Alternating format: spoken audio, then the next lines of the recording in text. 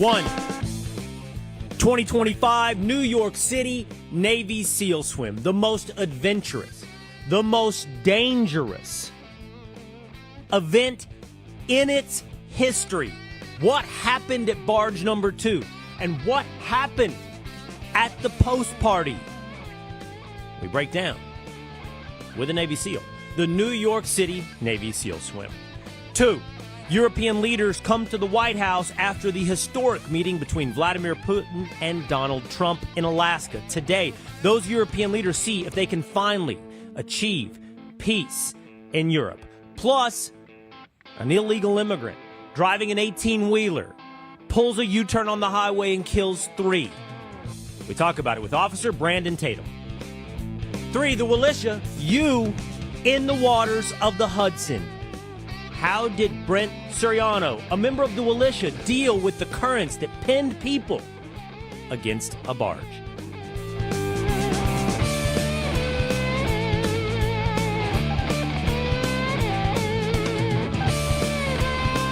It is Will Cain Country, streaming live.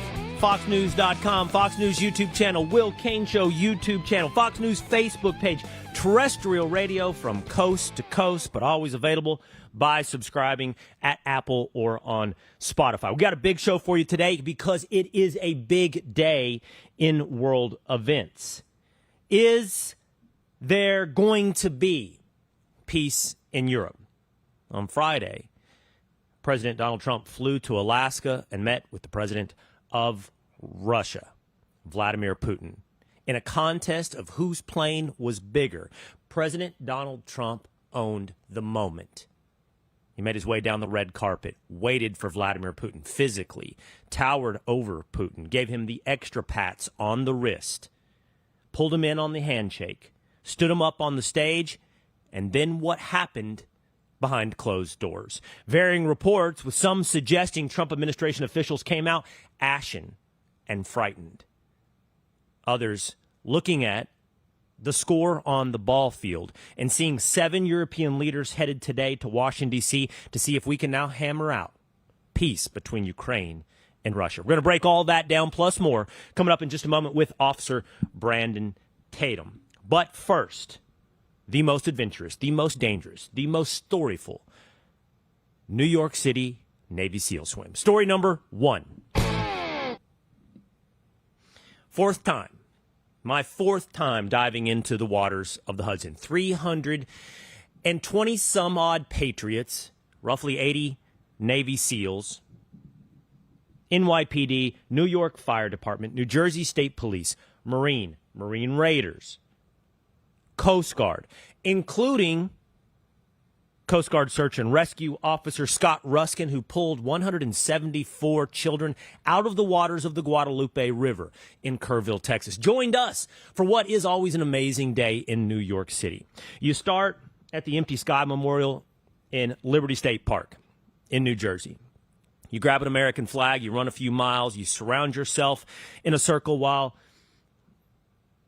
skydivers land into the middle of the circle, honoring Gold Star families. We load up then into our flippers and our goggles, and we start our swim. We swim 3/4 of a mile to the Statue of Liberty, where we bang out 100 push-ups and 22 pull-ups, signifying the number of veterans who commit suicide every day. Then we swim another 3/4 of a mile to Ellis Island, where we bang out another 100 push-ups and 22 push-ups. And then we swim the final stretch, 1.5 miles across the Hudson, landing at South Cove in Manhattan, grab a flag, run to ground zero, bang out 100 push-ups and 22 pull-ups. But that's not the way it went this year in 2025. Joining me now is former Navy SEAL Mitch Aguiar, my personal security detail throughout the day on Saturday, and my friend. He's also, by the way, the president and CEO of Massive Supplement Foundation. You need to get Massive supplements, greens, reds. I legit take them. They keep you healthy. They keep you strong. Nobody as strong as Mitch, who, by the way, started his day swimming around the backside of the Statue of Liberty. Let's just start there, Mitch. Why? Why did you go the wrong way around the Statue of Liberty? Well, I didn't go the wrong way. You know, I was just taking it all in. You know, this is my 7th year, and I wasn't sure I wasn't sure if I was going to be back again. You know, so I was kind of just taking it in, taking my time, enjoying the moment. You know, and that current was moving a little bit more than we anticipated, and but I wasn't really concerned about it too much. wasn't really swimming that hard, and before I knew it, I was kind of on the backside of that Statue of Liberty, and I was like, this is not good. So then I had to really kind of start swimming hard, and I realized I wasn't going very far very quickly, and it took me.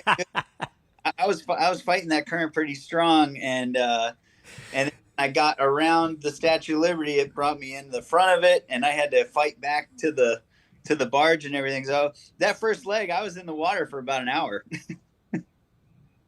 You know, what a lot of people don't realize is that not every Navy SEAL is necessarily a strong swimmer, but that's not Mitch. Mitch can swim.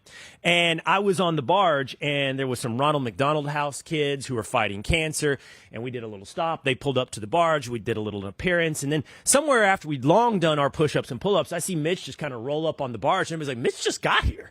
Like, what happened to you, man? He's like, I went the other way around the Statue of Liberty.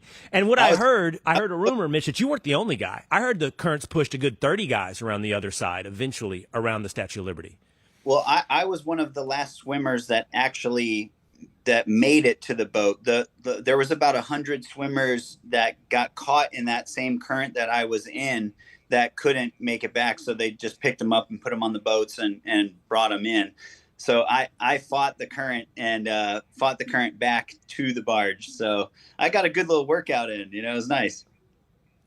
I didn't know that. And by the way, anyone that wants to know about Mitch's ability to fight a current or do a workout and not say no and not quit, of course, he didn't ring the bell. He is a Navy SEAL. But go look at wasn't Mitch, 20-minute fight with Sean Strickland, where the entire goal was, you're just not going to quit. You're just not going to stop. How long was that fight with Strickland?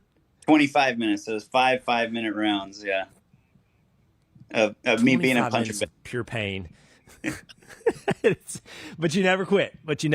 And we should point out, Sean Strickland is like one of the best to ever do this game when it comes to MMA. Okay, so my day started out like this, Mitch. My brother bought me for my birthday some really fancy $250 goggles. Last year, I didn't train for the SEAL swim. I got a little cocky after the first couple of years, so I didn't train at all.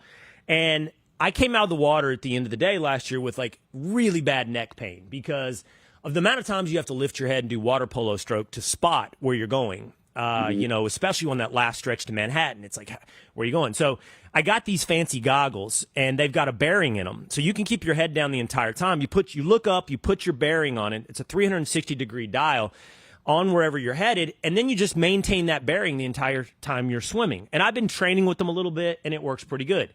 Right off the bat, you know the move, Mitch. We jump off of a bridge into the Hudson. I got my fins in one hand, I got my goggles and my buoy, and I had told myself, hold your buoy, because I've seen guys jump in not holding their buoy, and then it rips away from them because of the power of you hitting the water and the buoy tries to stay at the top. So I had everything in my hands. I jump in, I come up, and it took 5 seconds, and I'm like, got it. Well, where are my goggles? I don't have goggles. I just let them go the moment I hit the water. And I'm talking, I haven't taken stroke number 1 yet. So I'm like, what do I do? And I kind of like fumbled around in the water, but you know how it is, Mitch. Dudes are jumping in on top of you and just churning the water. I'm like, I'm never going to find these goggles.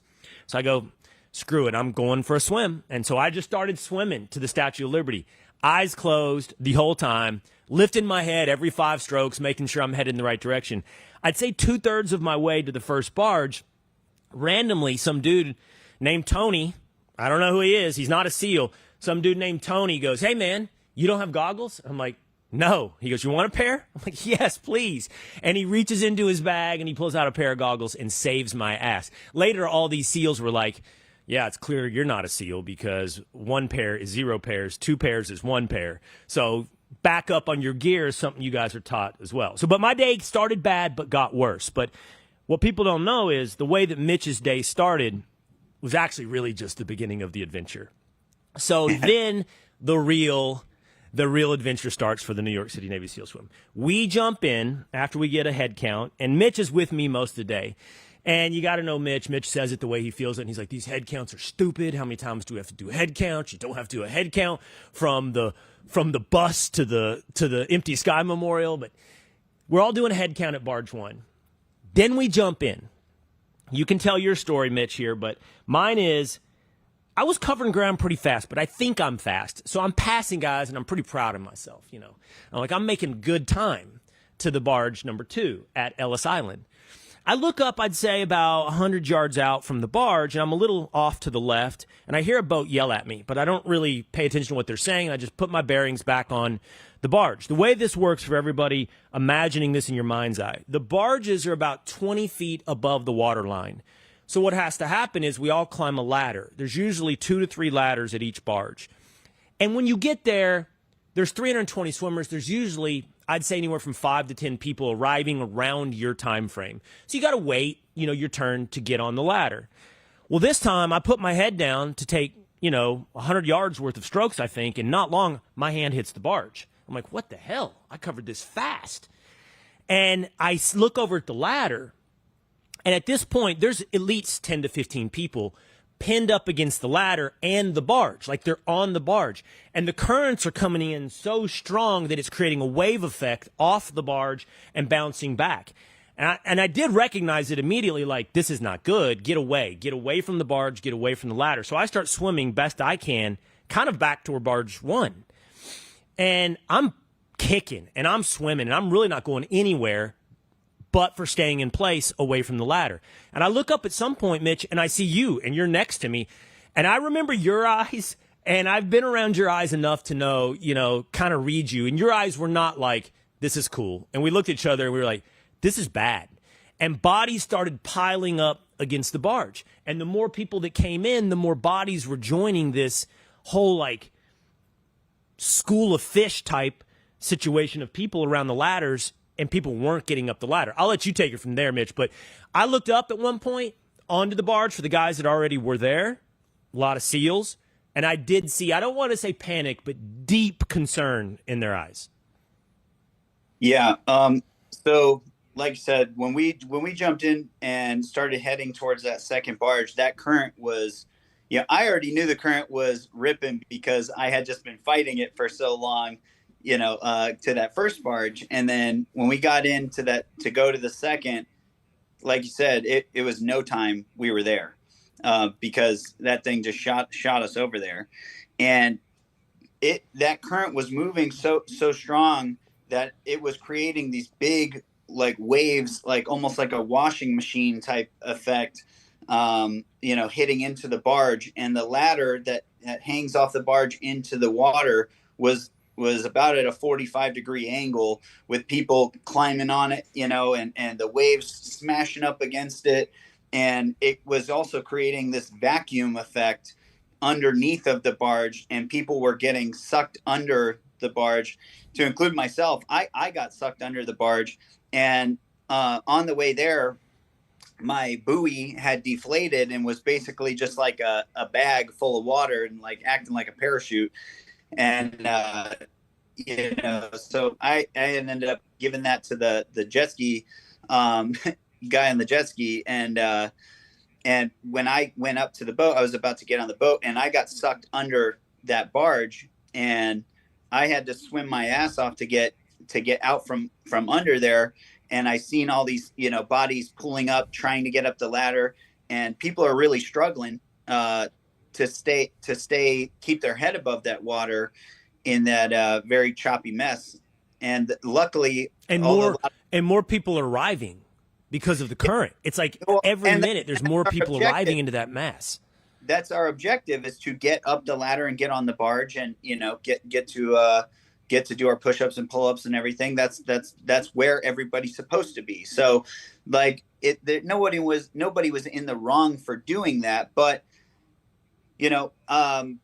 I recognized very quickly how dangerous it was just being next to that barge in those conditions, because it like I said, myself and several others had been sucked underneath of the barge, and right. It's very dangerous. It's a dangerous place to be.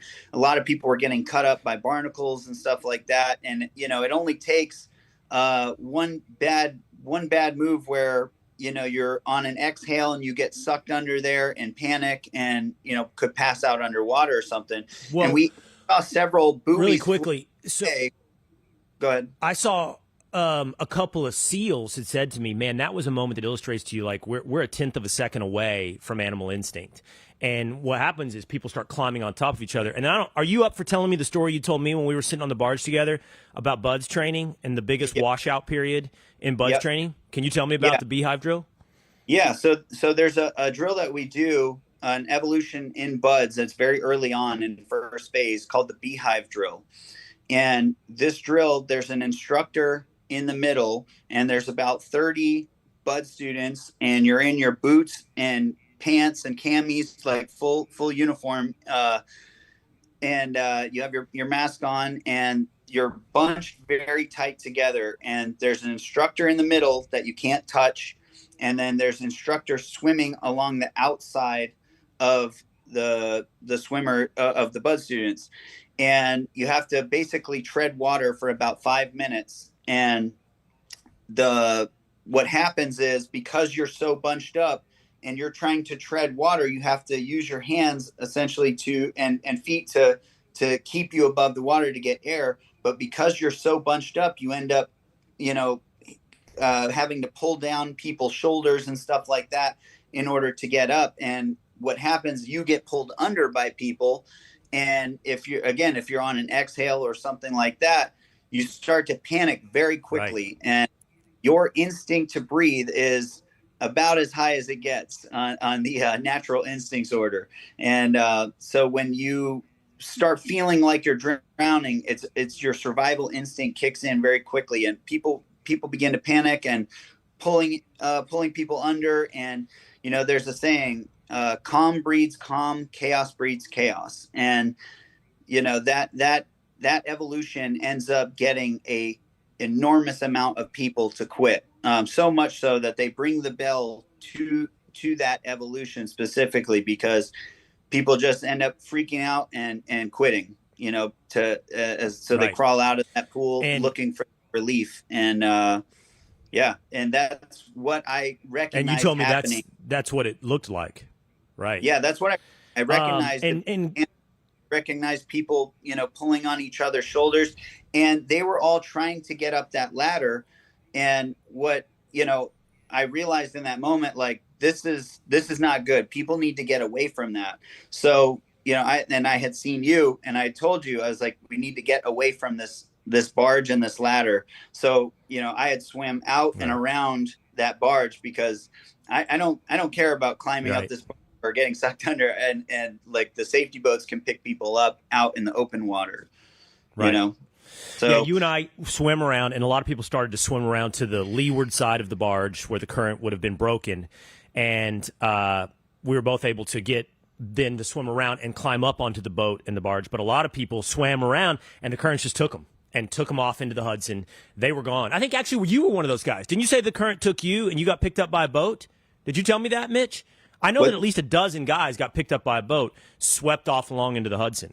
Yeah, a lot of people got picked up by the boats, because we were telling people, get away from the ladder, get away from the ladder, go around the barge. And then once that happened, we were on the boats, and like I said, I was seeing buoys floating away, and I was telling the boats, like, go check those buoys right now, because it could easily be attached to an unconscious person, that may have gotten sucked under the barge or something like that. It was a real. It took us a while. It was a real sense of, I really wanted us to get a sense of urgency with getting that head count, because if there was someone missing or someone unconscious floating there, we needed to find that out immediately, because that's the fastest way to lose your life is being without oxygen. It only takes a few minutes, and then you're brain dead. All right, and then we got a full head count. Luckily, nobody was lost. It was safe in the end. You're around the right people in that situation, not just Coast Guard, State Police, but you're swimming with Navy SEALs. It was scary. It was legit scary. We called off the final leg. The currents were too strong. And honestly, if we had swam it, and I mean, I think I could have swam it. I'm an overconfident swimmer, but who knows where you end up? The currents were just, I might have come up at Times Square or hell, the Upper West Side. I might have come up and been like, I've completed it. Where is everybody? But I'm at the George Washington Bridge. You know, it wouldn't have been an issue about getting to there. I mean, we would have gotten there very fast, actually. But getting out and where we normally get out, the current was doing the same thing to the in that cove there. So it could have been dangerous. Right. It would have been so hard. Yeah. Right. All right. Last thing. We went to a party. We hammered beers. We went to another restaurant. We hammered sliders and more beers. And then I get a text from Mitch that said, you left just a little bit too early. So then the story is you text me, and I could never tell with Mitch. He's been very clear with me. He doesn't BS, but there's just something in his delivery that makes me feel like I don't know if I can 100% trust with what he's saying. But you text me, hey, man, a dude pulled a knife at the party. You left too early.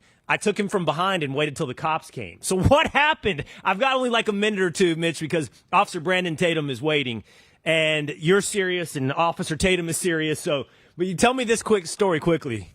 Hey, well, tell Officer Tatum he's got the perfect platform and to promote my charity, Adopt a Cop BJJ. And this was like a perfect commercial for it. So, so a guy that had entered the party, you know, they realized he wasn't a part of our party, didn't have the wristband. They ended up kicking him out. He didn't want to go.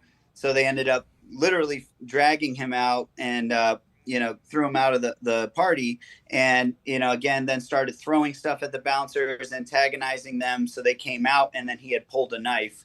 And I was facing him, kind of like head on. And one of the guys in the party, Edward James, had ran out and like tackled him from behind. And a couple of us had jumped on him. And I immediately took his back, got back control. And, I'm a first-degree black belt in jiu-jitsu. I've been training since 2008. So when you have that level of grappling against someone that has no grappling experience, it's like dealing with a toddler. And so I got him under control, and I could tell everybody was kind of freaking out because that's a high-stress situation and environment. And I was trying, again, calm breeds calm, chaos breeds chaos. I had the guy totally controlled. And I was telling everyone around me, just relax, just chill out.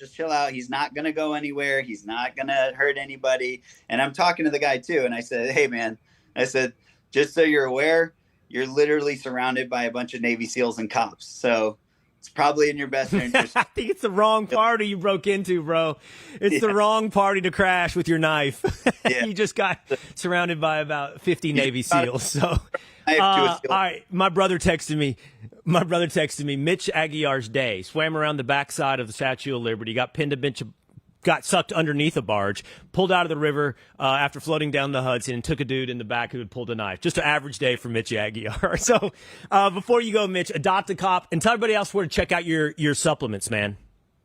Yeah, so, you guys can follow me on Instagram at Mitch_Aguiar. And then if you guys would want to support my supplement brand, we got extremely high quality, amazing supplements, and you can get them at massivsupplements.com, MASF supplements.com.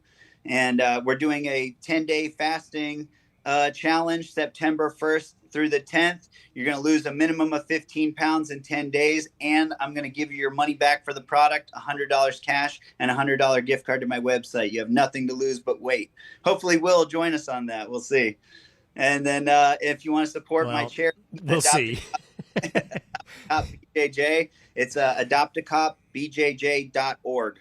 So, and our motto is Jiu-Jitsu saves lives, and that showed on Saturday. All right. And we raised money for the Navy SEAL Foundation. All was a good day, a great day in the end. Just had a little more hair on it than most normal New York City Navy SEALs. Mitch, it was great to hang with you this weekend. We'll have you back here really soon. Thanks, Mitch. Awesome. Thanks for having me, Will. Appreciate it. You bet. All right, let's get into these European leaders who've showed up at the White House. Plus, this illegal immigrant pulls a U-turn with an 18-wheeler on the highway, kills 3. I want to break it all down with Officer Brandon Tatum next on Will Cain Country.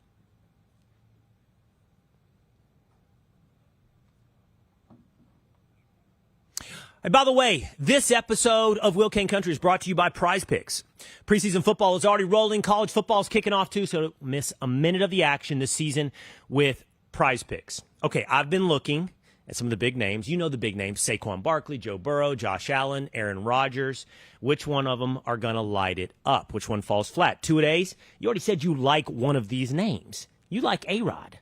I like Aaron Rodgers, man. He's my Packers guy. He's my Green Bay guy. I think I'm going with him. I'm more on him all season. More on Aaron Rodgers. The guys in the control room are already giving you a thumbs down and shaking their head no.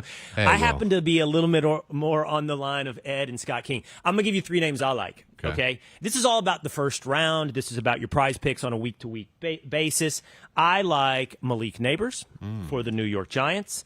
I like CeeDee Lamb. I like Malik Neighbors because he actually has a quarterback in Russell Wilson or Jameis Winston who's going to be able to get him the ball. I like CeeDee Lamb because George Pickens is about to open up the field for CeeDee Lamb and Dak Prescott. And I think the best running back in the NFL is about to be not Saquon Barkley, but the next Saquon Barkley, Bijan Robinson in Atlanta. Ooh. I think he's going to be the one that wins you leagues, Bijan Robinson. He's going to be the one that wins you your picks on Prize Picks. That's what you can do, by the way. That's it. It takes less than a minute to set up a lineup. You could pick my 3 guys: Neighbors, Lamb, Robinson. Play it however you like it. I've done it. Simple. It's really fun. And honestly, preseason's the perfect time to do it. Practice your skills. Plus, you have their flex play. I love it. Even if you don't nail every single pick, you can still double your money. Prize Picks is available in more than 40 states, including California, Texas, and Florida, and Georgia. And they make it easy. Deposit with Venmo, Apple Pay, MasterCard. It's fast, safe, secure withdrawals. Millions of people are already on it. It's the best way to turn your sports opinions into real money while you're watching football this season. So here's what you have to do. Download the Prize Pick app today and use code WILLCAIN. Then you get $50 in lineups after you play your first $5 lineup. That's code WILLCAIN to get $50 in lineups after your first full $5 lineup at Prize Picks. Prize Picks. Run your game. Officer Brandon Tatum, next on Will Cain Country.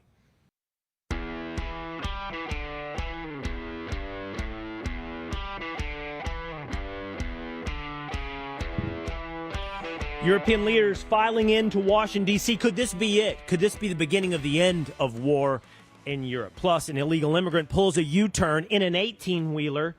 Florida kills 3. It is Will Cain Country, streaming live at foxnews.com. Fox News YouTube, Will Cain Show YouTube, Fox Facebook, Spotify, Apple. While you're checking out our show, you're probably already checking out the very popular Officer Tatum show. If you're not, you should.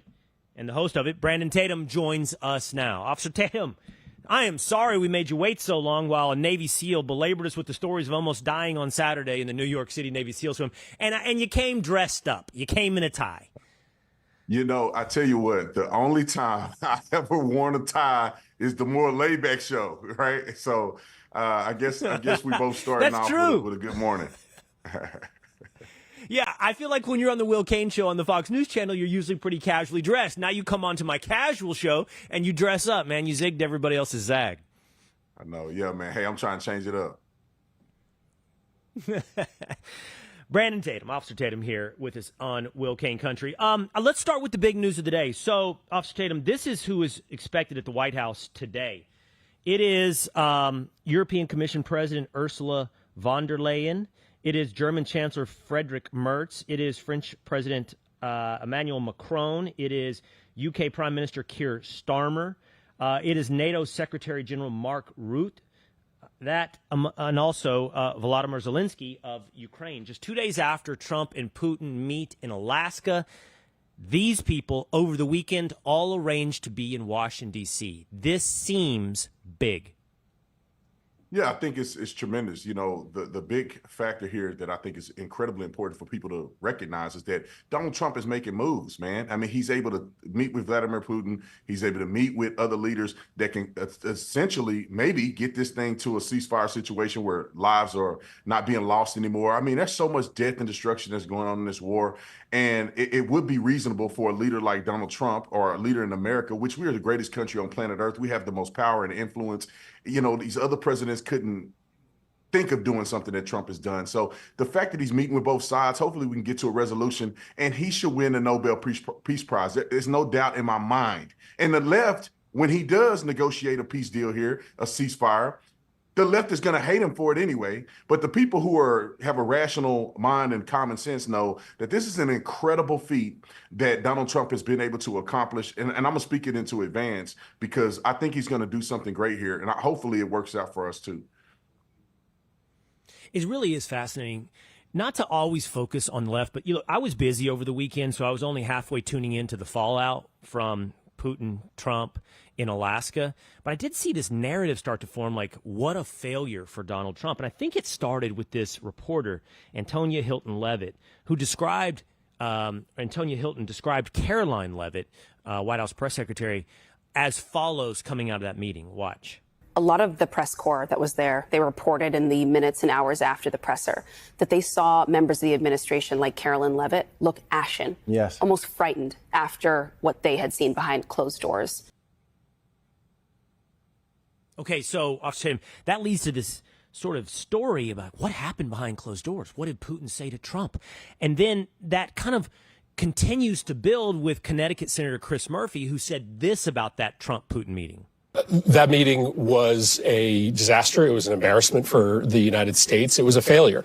Putin got everything he wanted. I mean, first of all, he wanted that photo op, right? He wanted to be absolved of his war crimes in front of the world. He was invited to the United States. War criminals are not normally invited to the United States of America. He is intentionally murdering civilians. He's kidnapping children. And now he got to stand next to the president of the United States, legitimized in the view of the world.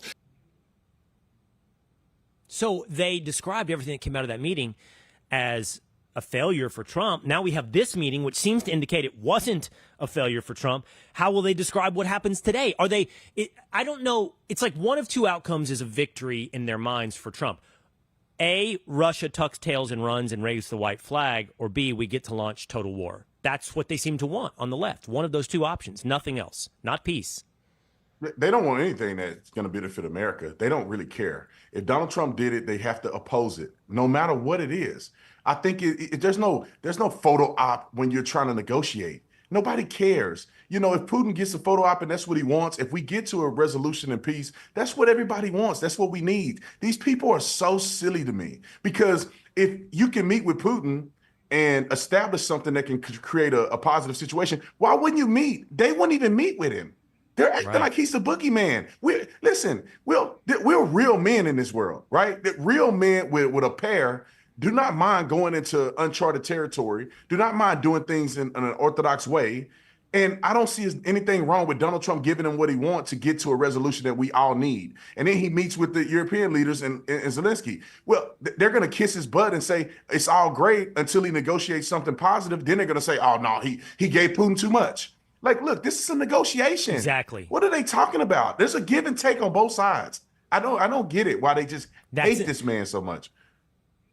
Well, you saw this on Friday. Hillary Clinton said, if you just look at the headline, and that's what everybody does, by the way. Nobody really even listens to stories or watch videos anymore. They just look at the contextualization of the headline. And it's like, oh, Hillary Clinton will nominate Donald Trump for a Nobel Peace Prize. Well, she said she would if basically you make Ukraine get every condition that they want and Russia give up every condition that they want. Set aside they've already won land in this war. It's a war. He's won land. You think he's going to give it up? And that came to a head with Marco Rubio, Secretary of State, on, I believe it was on CBS with Margaret Brennan. Watch. Can you name any concessions that Vladimir Putin made during this meeting? Have any I wouldn't name him on your program. Have any concessions I wouldn't name been him asked? on your program. Why would I do that? Where is the pressure? Of course, because you can't have a peace agreement. No, you can't have a peace agreement unless both sides give and get. You can't have a peace agreement unless both sides make concessions. That's a fact. That's true in virtually any negotiation. If not, it's just called surrender, and neither side is going to surrender. So both sides are going to have to make concessions. So that's actually on ABC. It's Martha Raddatz. That's the condition that Hillary Clinton sets the standard for a Nobel Peace Prize. That's the condition the left is going to run with on whether or not this is good, meaning whether or not peace is good. Basically, the condition they said is full surrender by Vladimir Putin. That's not going to happen. And so, therefore, what you want is full-on war. That's what they want. They want Donald Trump to lose in every aspect. If Donald Trump negotiates a full surrender for Russia, right, it's a lose-lose because they'll have a problem with that. If there's war and we get into a world war again, they're going to be mad at that. They're going to blame Donald Trump because he started a war. And you know what? To be honest, Will, I could not care less about these nut jobs because they're not genuine. They're not acting in good faith. I'm just worried about, is Trump going to negotiate something that could end the killing that's going on in Ukraine and Russia? I mean, there's so many people that are dying, so many soldiers that are dying. It seems senseless to me, maybe not to if you live in Russia or Ukraine, but I just want Donald Trump to be able to communicate with these people. I'm okay with him acting in good faith to do what he can to create peace. He tried to do it in Gaza, in Israel. You know, he's making an attempt. These other presidents haven't made an attempt. They cannot negotiate. These people draw red lines and then they get violated and they have no recourse. Every other president has been such an epic failure, in my personal opinion, in comparison to Donald Trump. And we can never judge effectiveness based on what the left says because they will never concede a success for Donald Trump. They tried to kill the man. They tried to bankrupt the man. They tried to impeach the man. They actually impeached him twice. They couldn't get him removed from office. They did everything they can for a president that's operating on behalf of the American people, for him not to have power again, to put their Looney Tunes in office and run our country into the ground. I will never respect these people again. And when Donald Trump negotiate peace, which they'll never accept, we, as functional adults in America who have a connected brainstem, will cheer and say, thank God we have Trump because Trump is doing what he should be doing, what we elected him to do. All right, let's talk about race for a minute with Brandon Tatum here, the host of the Officer Tatum Show. I want to start with this lady who is a writer for The New Yorker, a magazine. And tweets of hers have been exposed over the last couple of days, dating back, I believe, to like 2015. I'll just share with the audience some of what she's tweeted. There's actually a lot. I believe I have something like 13 different tweets that she's put out. But she says stuff like, it's not you, white people per se, but it is everything that protects you so it can kill me. It's not your face, but it is so much your face. And then she says, there's so many here, two-a-days. You've got so many up. I really can't keep up with everything she says. But she goes on and on. Let me see if I can turn around and see some of the best ones here. Of course, white people don't bathe, she tweets. It's in their blood. They lack hygiene. Literally started the bubonic plague, lice, and syphilis. White people, here's another one, who literally started a plague because they couldn't wash their asses, need never say they taught black people hygiene. On and on. White terrorism is a redundant phrase. These are all from about 2015. She went on a tear in about 14, 15. The tolerability of racism is linked to how it's acted out on brown bodies. The Holocaust was not tolerable because of white victims, so it ended. She's saying, therefore, the Holocaust, the only reason we pay attention to it is because, I guess, Jews have pale skin. Anyway, I see you laughing. But this lady has a job at The New Yorker. She's filtered. She's whitewashed through, mainstream media. This is somebody endorsed. By the way, The New Yorker is considered also the intelligentsia of the left. That's like highbrow, right? This isn't even MSNBC. That's one thing. Joy Reid's one thing. This is another, The New Yorker, and this is out and out ugly racism. Yeah, it's unfortunate that human beings waste their time being so stupid. It is asinine to me as a black person in America to sit up there and point the finger at white people. I try not to do this, Will, because people like to call me Uncle Tom Coon sellout for doing it. But I honestly believe that black people should be very thankful for white people. Not one of these knuckleheads would ever go live in an all-black country. They will not. If it's the white man so bad, go live around nothing but black people. They will not. They don't even want to live in black neighborhoods in America. The biggest threat to black Americans are black Americans. I don't know what other way to say it. I don't know what these people are thinking. I am never in my life been in a white neighborhood and felt like, oh my God. I'm talking about my lifetime. I don't know what happened 100 years ago, but in my lifetime, I've never been around white people and said, oh my God, I feel like one of them is going to kill me for no reason. But when I was growing up in an all black neighborhood, it was a real threat that you go down the wrong street with the wrong colors on, you'll get killed. You look at somebody the wrong way, they think you banging, you'll get killed. Black people rob, you're gonna get robbed. I mean, look at the TV. You don't see clips of white people going and shooting a man. I just did a video just yesterday. A man got killed on live stream on Facebook, getting robbed for his chain.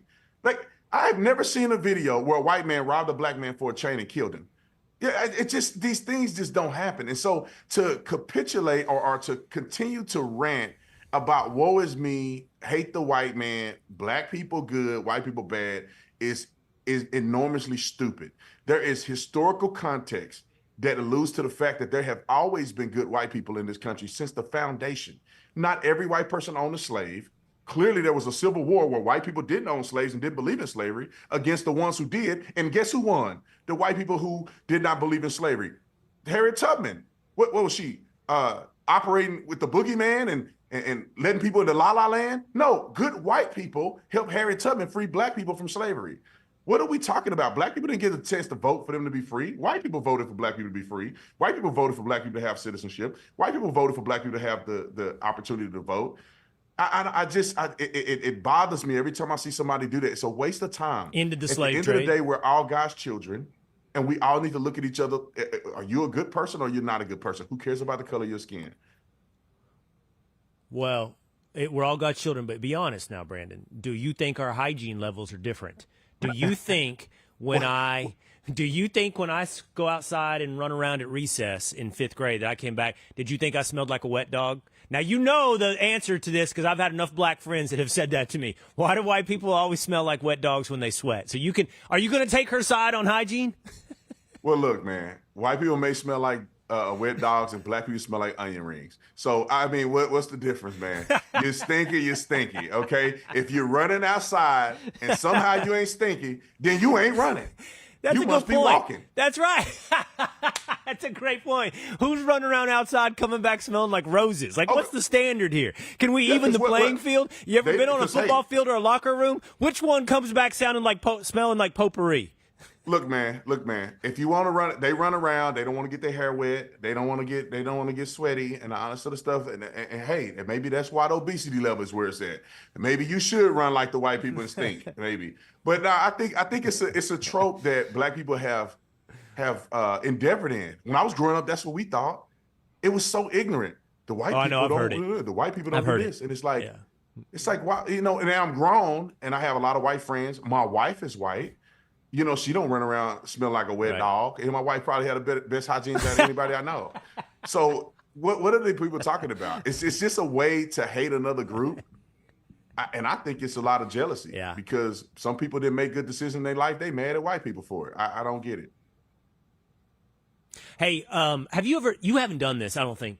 I haven't done it. I don't know that I will. Jubilee debates, they're really interesting. They're kind of food fighty, but they take a person who has a point of view, they surround them with people who have a different point of view, and these people take turns debating that person one at a time, and the crowd can raise a red flag when they think that person's like they've done a poor job and it's time to replace them.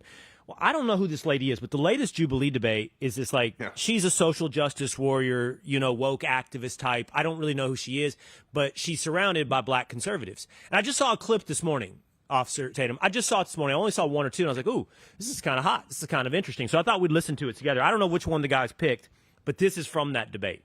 Our ancestors wasn't asking for handouts. They were asking for equal opportunity. And we have equal opportunity in this country. We had a black president, just in case you didn't know.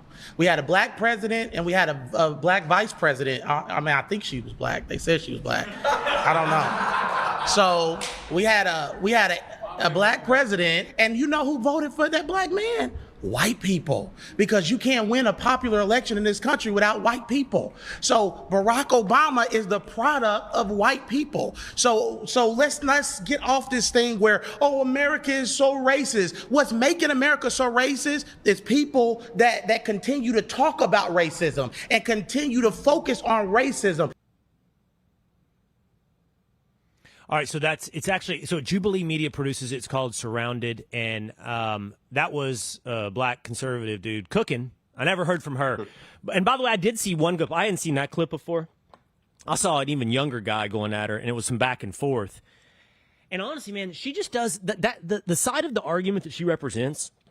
It's so stylistic. Like, it's not logical. It's like performative. You know, she puts her head in her hands and she says like these what would be the, what do you call it, like in logic? It's like it's statements that stand on their own, meaning they don't have support underneath. And this kid's rattling off stats and evidence and boom, boom, boom, and he's hitting her and she's performing and thinking she's doing really well. I don't know. I just found it fascinating, and I thought, you know, it would be curious to see you in that situation, but you be the one surrounded by, 20 people that disagree with you.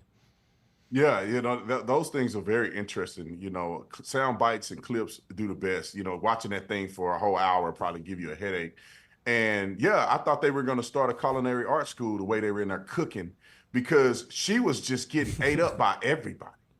I mean, there wasn't a person that sat down that didn't eat her alive, because the points that these leftist people make are just insufferable. They make no sense. And I think the word you were looking for is anecdotal. Like she'll come up with an anecdotal situation to justify an entire point with no statistical data points, with no historical context.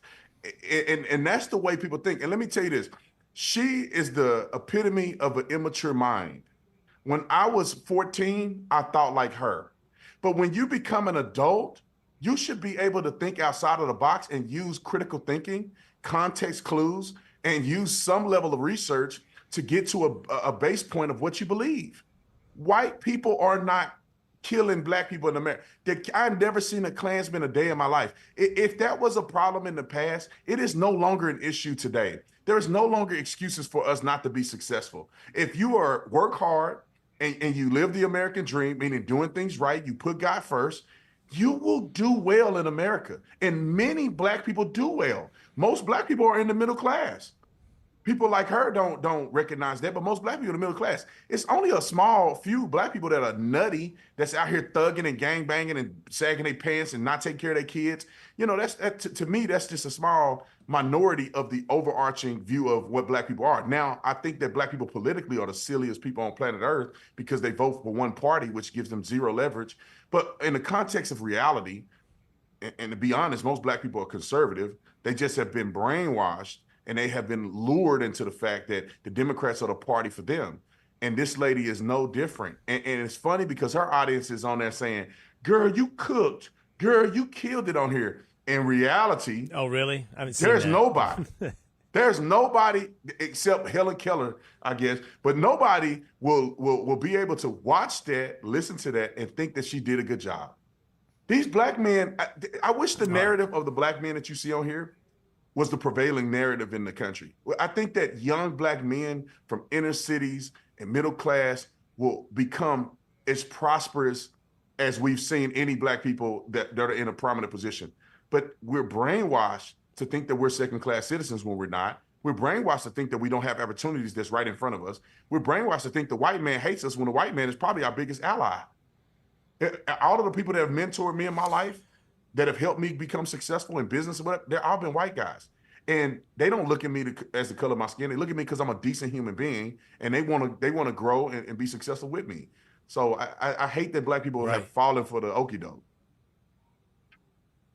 All right, I want to talk about this with you as well before we go off Tatum. So this story is it's going to be big. I think it's growing, and Story is this illegal immigrant from India. He crossed the border, I believe, in 2018 in California from Mexico illegally.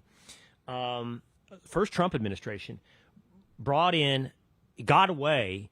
Eventually, a couple days later, he was detained. He claimed asylum status, fear for his life back in India. I believe that status was granted for a period of time. He overstayed that visa. He's still here 2025, so he is an illegal immigrant. Somehow he has a commercial driver's license, a CDL. And there's only some states that even offer you a resident driver's license if you're an illegal immigrant. So I don't know how you're going the next step and getting a CDL. And there's video of this, and I think we can play it as we're talking about it. It's out there. He's driving an 18-wheeler. It looks like to me he flips a U-turn in an 18-wheeler in the middle of a highway. I don't know if there's a quick turnabout right there. And you can see. It's not quick. I mean, it's one of those pullouts where the police park at. You can't pull an 18-wheeler through that thing. Yeah, that's right. That's right. Right. There's no slowdown. That's exactly right. Like a passenger car is not supposed to turn around right there.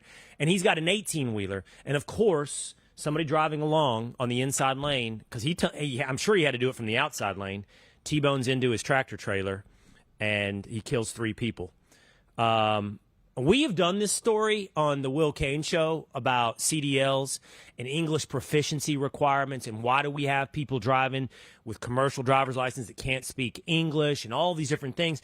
But, I mean, is it too much to ask that you be a legal resident of the United States if you're driving a frickin' 18-wheeler? It's so many things wrong with this. You know, the fact that he's illegal is already bad enough. I don't know what he was thinking. Like, you don't even need to be, I don't have a CDL driver license. You would never make a U-turn on a freeway. I mean, you don't even have to speak English to look at the fact that you're driving 70 miles per hour on a freeway and you come to a stop. You can't turn an 18-wheeler at 40 miles per hour. You have to drop down to about 20, 15 miles per hour to make a turn from the wide lane. You can't use your mirror. You're not looking in your mirror that a car is going 70 miles per hour and you make a turn. And the weird thing is, Will, is that he didn't seem to even care. If I made a U-turn, somebody crashes into my car. In the video, you're totally right. Really quick, for anybody that's listening on radio or Spotify or Apple, just because you can't see the video, it's infuriating. But his face does not change the slightest bit when somebody dies plowing into him, to your point, officer. Dies. You knew that it was instant death. The whole van went under the trailer at probably 60, 70 miles per hour. I don't even think they hit the brakes. So he watched them crash into his trailer. Any rational person, I wonder, did he do it intentionally? But any rational person would be like, oh, crap, I'm going to prison. Or, oh, crap, I'm illegal. And I'm driving an 18-wheeler. Or, oh, crap, I killed somebody. How about just forget the punishment? I took somebody's life. At least he would ponder one of those things instantaneously. Or when he's on the side of the road, they got a quick video of him on the side of the road where he's looking at the carnage. They're probably putting sheets over and pulling dead people out of the car. And he's just sitting there like he don't know what's going on. That's the most insane thing ever. And I will venture to this point, and I'm not a mean person, trust me. I believe in God and I believe in forgiveness and redemption. But I think that people that come into our country illegally and kill people, they got to get put to death. It will be the death penalty. You cannot come to America and kill somebody here. This was egregious. And he's not going to do any time in prison. What are they going to do? Detain him, then deport him. And then he might come back. Who are they going to deport him to? India? Like, this stuff is out of control, and it's creating animosity and hatred towards people who migrate here. We have to make sure we have a determination of the difference. Now, me personally, I'm done with immigration at this point. We got enough people. We need to suspend immigration for a period of time, at least until we get the system fixed and we can figure out how to vet these people coming over here. We don't need more H-1B visas. We don't need more people working in the fields. We need Americans to get back to work, learn a skill. I don't care what you do. Go to work. If it's vacant, then hey, people are going to fill the gap. Americans have always done it in history of this country. We need to get rid of this stuff, man. They're letting too many people over here that don't assimilate. If you want to come to America, you have to speak English. I don't need to try to learn the language to talk to you. I don't need to try to change the pamphlet. I don't want to talk on the phone and hear Spanish and English and all. It's English, man. If you want to be here, speak English. If I go to another country that English is not a proficient language there, then I'm not going to go to that country. I'm going to learn the native language. You don't have a right That's to the be in funny thing. America. People always, if you flip that, if I go to India or hell, if I go to Mexico, do they accommodate my English everywhere I go? Like everywhere I go to the government offices. I go to this. Oh, I can't speak. Oh, we've got a pamphlet here for you as well to get by in English, and bring over this guy. He's going to make sure. No, they don't. Somebody said it well. If I went to El Salvador, refused to learn their language, didn't obey their customs, didn't obey their laws, would I be allowed to then just be entitled to their entire social safety net and retain and stay there as long as I potentially want? It doesn't work this way anywhere. Why does it have to work this way in America? I think it's a scheme, like a Ponzi scheme situation. I think that certain people want to influx the population so they can have benefits, whether it be cheap labor, whether it be, curating the population so they can have more electoral college votes and also House of Representatives. They can win votes in elections by having illegals vote in their elections. All they got to do is give them handouts, and they turn into a permanent victim class like the black people were done. The same thing happened to black people. They were flourishing, all this. They turned them into a victim class, then they had them voting for them for I don't know how many years. Black people still voting overwhelmingly for the Democrats because they created a victim class. They're trying to influx as many people in this country to do the same thing to illegal aliens. Hey, we're going to give you amnesty. Hey, we're going to give you all the benefits of being in America. Hey, come to America. Everything is free. Everything is going to work out for you. We'll change the language for you. And they do all that to get these people in here, and then they manipulate their votes and put them permanently on the victim class, permanently on the government dole. That's what the objective is. It's not because they care about people. They let them get sex trafficked when they come over here. Right. Women are getting raped, and they got these rape trees, what they call them, where they got women pantyhose on the trees, elevating how many women they've taken advantage of. They get over here in the country, and I don't know how many kids are lost. They don't know where these kids at. Where they get 200,000 kids or something crazy? They don't know where these kids are at. Pantyhose on the trees? Excuse me. I never heard of a rape tree. Pantyhose on the tree? Yeah. What they do is they take advantage of these women, and they put their pantyhose on the tree. And it's a tree full of them. And therefore they mark how many women that they have taken advantage of, and they put them on a tree.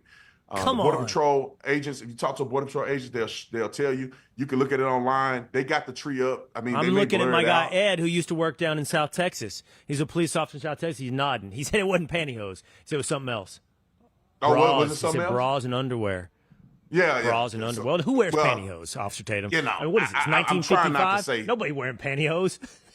Yeah, I'm trying not to say the other stuff, but you get what I'm saying. They got stuff on there that indicate that they have taken advantage of young women. I'm sorry. I didn't mean pantyhose like the stuff that you wear. I'm talking about the underwear is what I'm trying to say. So thanks for correcting that's terrible. That, I had no idea about that.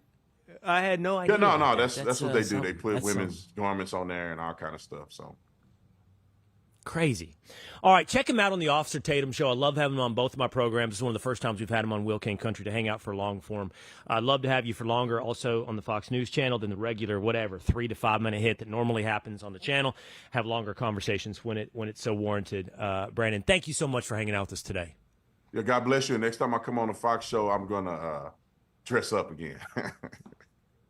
Well, no, you wear whatever you want. I don't care. Like, we're doing things different here, okay? You can wear a tank top. I don't care. You can wear pantyhose. I don't care. Awesome. All right. Check him out. Brandon Tatum and the Officer Tatum Show. Thank you so much. All right, coming up, we got From the Water, the viewpoint of somebody who wasn't a Navy SEAL. What was Saturday like for the common man?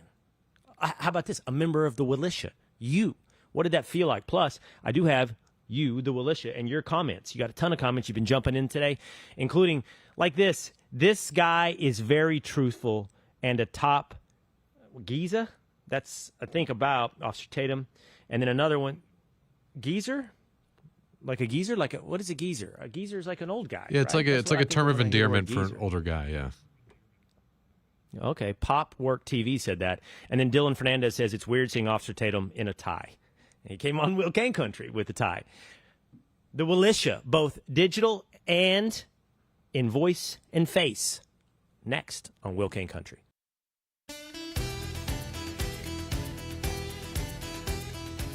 Impact 220 says Europe loves the status quo. They've been totally ineffective at ending any turmoil. It is Will Cain Country, streaming live at foxnews.com, Fox YouTube, Fox Facebook, Will Cain Show YouTube. Go over there, hit subscribe. That's what we'll be streaming in the future, by the way. We're creating our own world, our own community. We want you to support us. That's going to be the only way you get us. So if you're hanging out every day, watching this on the Fox News YouTube, start heading over to the Will Cain Show YouTube and hit subscribe. Or you can subscribe at Apple or on Spotify. All right, we've renamed that. It's not just Will Cain Show, it's Will Cain Country. Two-a-days on YouTube. That's right. We branded it Will Cain Country YouTube. At Will Cain Country on YouTube is where you'll find it. Love it. That's where we gather. That's where we muster the Willitia. Rhaegar Targaryen Prime says the New Yorker has a lot of overly wordy articles dressed in flowery language to appear smart. Exactly, Rhaegar. And then a lot of different opinions on the appearance of European leaders here today at the White House. YouTube Exposed says Ukraine gets attacked by Putin. In the end, USA sides with Russia. The timeline we're living in is all jacked up. The timeline you're living in, YouTube, is jacked up. I agree with you. You guys are, at this point, I got to be real with you. You are living in an information bubble that has created an alternate reality full of dystopia, panic, and fear. You have no idea what's actually happening in the real world. You're lost. I'm sorry. I don't mean to be mean. This is a welcoming environment. I want everybody from the left to come here and have this debate, but you're going to have to check your information bubble because you are out to lunch. You are gone. You have no idea what's happening in the real world. Why do you think these European leaders are in Washington, D.C.? And I know that some of you think you have the answer, like something, it appears, in some language that I don't know, 70-70. Thank you, everyone who is coming, and to make sure Zelenskyy is treated with dignity and the respect he deserves. Hashtag Ukraine is not for sale. Do you really think that all of these people are storming the White House? Which, by the way, I thought that was an insurrection. Do you think the leader of NATO is coming uninvited to have Zelenskyy's back to the White House so he doesn't get mistreated the way he did last time? Do you really think that's how it works? Do you think Mark Rutte, who, by the way, seems to love Trump, is there to stand shoulder to shoulder with Zelenskyy against Trump? Fireman's Gaming Channel says Zelenskyy is just out for himself. His people do not even want him as a leader. Have you seen the polling on Ukraine, by the way? They want this war over. They do not want to keep fighting. And then Janice Spencer on YouTube says, were they invited? I have no idea why they are there, but they should mind their own business. I'm sure they were invited, Janice. Otherwise, they wouldn't be there. Really quickly here, it's time now for us to return to the New York City Navy SEAL swim. I would love to just bring you behind the scenes a little bit. First of all, I told you a little bit about this earlier, some of the things that we did, like grabbing an American flag and running down Liberty State Park. It's really, really inspiring. The whole thing is to benefit the Navy SEAL Foundation. You can support these guys by donating there. They take care of SEALs after their life of service. And, yeah, we're shirtless all day long. I'm long past, by the way, I'm long past self-consciousness. I really am. Look great, man. I'm not going to lie. I do care. Like, I work out ahead of time. But, like, I'm looking at myself, and I'm like, maybe I should do the massive, supplement diet here in September. Maybe I should just lose a little extra change. No, I'm not going to do it with Yed. I got something else on my plate. I just got thrown a challenge down, and I'm not too happy about it, okay? You're going to find out about it later today. It's by the Secretary of Defense. I'm not too happy about it. I did it. Get this. I brought one of my college water polo teammates. He's a stud. He's national team. Now he's an Olympic coach, Jack Coker. And then randomly, I'm telling you, randomly, a third polo teammate, Paul Towers, showed up. So I had 3 water polo teammates, 3 of us from 30 years ago from Pepperdine, Go Waves, did it. This is a lot of the SEALs. If you're watching on YouTube or on Facebook, we visited with the Ronald McDonald House. By the way, I appreciate you saying I look great. 2 days. Context is everything. This is bad context. This is really bad. They're shredded, dude. They're shredded. I know. And by the way, a lot of these guys are my friends now. Just so you got. Let me get here so I don't stand in front of them. You got Jeff Gum. You got Jason Redmond, Kaj Larson. You got Rob Sweetman, Ray Kerr. I mean, these guys are studs. This is Scott Ruskin, the guy who saved all the kids in the Guadalupe River. He's in this lineup of dudes right here. And one thing I learned about these guys, like I'm in the middle there, not completely out of place, but look at their midsections. It's Not just wild. their six packs and their abs, but the thickness of it. The thickness of their midsections. Like, I don't have, like, you do not want to wrestle these dudes. How do you build a midsection like that? I don't know. Lots of crunches. Killing bad guys. Then we take up flags. We run through the streets of Manhattan. It's incredible. Bagpipes playing. New York Fire Department engines blowing their horns. It's just an absolutely incredible, incredible day. That's Mitch Aguiar, who joined us a little bit earlier. Ripped. Just totally ripped. Yeah. You don't want to mess with Mitch. He had my back along with Rob Sweetman all day long. And then we all hit O'Hara's. There was some more push-ups. Guys weren't done. There was more push-ups at O'Hara's. Wow. We had a good time afterwards. Let's leave it there. Brent Suriano, by the way, is a member of the Willitia. He's one of our good friends. He's been a longtime listener of Will Cain Country. And we love that Brent has, in the last 2 years, joined us every year in New York and been a part of this. Look at you all dressed up. I've never seen you with a shirt on, Brent. Well, I was going to say the same thing, man. I was like, I think the last 2 years I've seen you with the shirt off and shorts, man, trying to mix it up a little bit. I also didn't want Officer Tatum, to get all the glory, so I threw a jacket on. Well, by the way, the shorts are getting shorter every year. I'm going to have to mix in some leg days if these shorts keep getting shorter. I mean, at this point, we're basically in a Speedo. Why are you doing it, Brent? Like, what inspired you? I know you and I were hanging out this Saturday, and you told me, like, first of all, like, did you learn about this through us, through Will Cain Country? And then, but you told me, like, you're there to honor people in your family.